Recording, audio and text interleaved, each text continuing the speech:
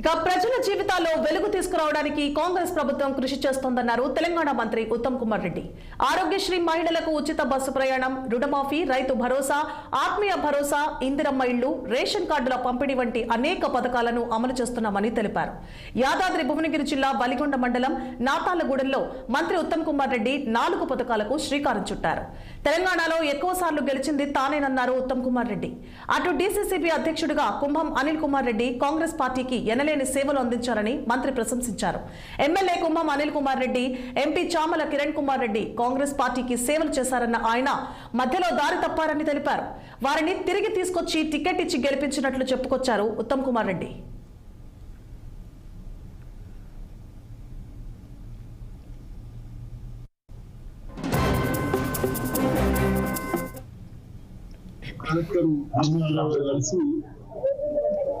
లాంఛనంగా ఈ 4 పథకాలు ప్రారంభించారు.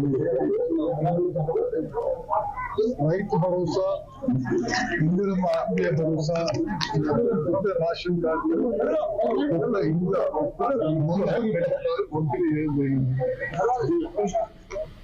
స్వతంత్ర భారతదేశంలో ఈ స్థాయిలో ఒకేసారి సంక్షేమ పథకాలు లాంచ్ చేయడం,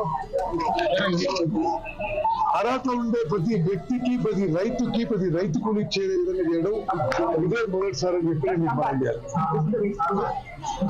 ప్రజల్లో అద్భుతమైన స్పందన ఉన్నది.